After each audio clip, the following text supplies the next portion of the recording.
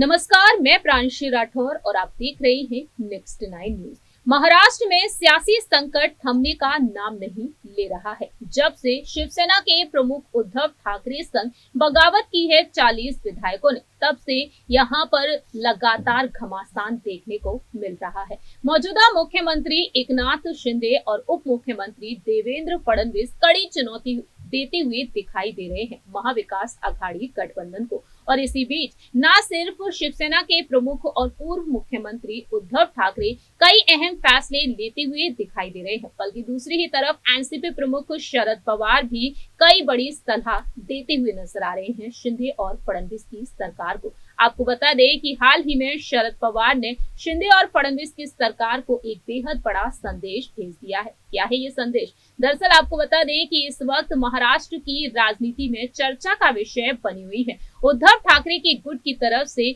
महिला नेता ऋतुजा लटके। जी हाँ, ऋतुजा लटके जिन्हें मैदान में उतार दिया गया है। दरअसल हम बात कर रहे हैं अंधेरी पूर्व सीट पर जो विधानसभा क्षेत्र में उपचुनाव होने वाले हैं और इन उपचुनाव के लिए ऋतुजा लटके को मैदान में उतार दिया गया है। वहीं दूसरी ही तरफ बीजेपी ने भी अपने प्रत्याशी को उतार दिया है, जिसे देखते हुए यहाँ पर महाविकास आघाड़ी गठबंधन लगातार शिंदे और फडणवीस को कई तमाम संदेश भेजते हुए नजर आ रहा है। दरअसल आपको बता दें कि मनसे प्रमुख राज ठाकरे ने भी देवेंद्र फडणवीस को संदेश भेजा था बीते कल, लेकिन अब शरद पवार ने इस मामले में चुप्पी तोड़ दी है।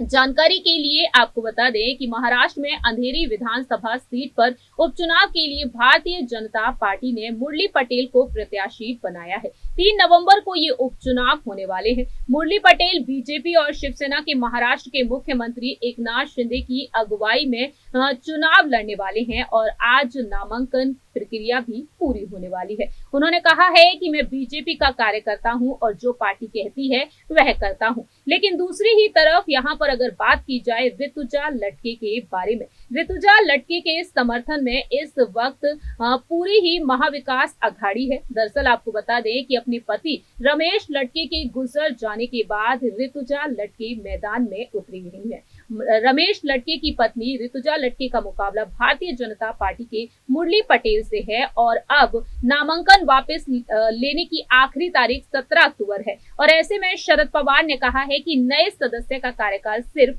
1.5 साल का होगा। रमेश लटके की दुर्भाग्यपूर्ण निधन के कारण उपचुनाव हो रहे हैं और उनकी पत्नी इन चुनाव को लड़ रही है। वह पार्षद रहे थे, विधायक रहे थे और उनके योगदान को ध्यान में रखना चाहिए। एनसीपी प्रमुख शरद पवार ने कहा कि उपचुनाव लड़ने के लिए बड़े प्रयास किए जाते हैं, जिसकी आवश्यकता तब नहीं होती जब कार्यकाल केवल 1 साल के लिए होता है। चुनाव आचार संहिता के साथ 5 से 6 महीने खर्च हो जाते हैं। उन्होंने बीएमसी को ऋतुजा लटके का इस्तीफा स्वीकार करने का निर्देश देने वाले बॉम्बे हाईकोर्ट के आदेश की तारीफ की, जिससे कि वह उपचुनाव लड़ सके। इतना ही नहीं, शरद पवार ने ये कहा है कि ये अच्छा है कि हाईकोर्ट ने संबंधित अधिकारियों को सही निर्देश दे दिया है।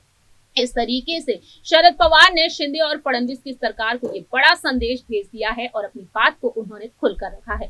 फिलहाल देखा जाए 3 नवंबर को ये उपचुनाव होने वाले हैं। देखना दिलचस्प होगा कि शिंदे और फडणवीस यहाँ पर क्या कुछ अहम फैसला लेते हैं। क्या वह अपने प्रत्याशी को पीछे करेंगे? क्या यहाँ पर ऋतुजा लटके को अकेले मैदान में छोड़ दिया जाएगा? खैर, ये तो वक्त के साथ साथ ही पता चलेगा। इस रिपोर्ट में इतना ही। बाकी की तमाम अपडेट्स के लिए देखते रहिए नेक्स्ट 9 न्यूज।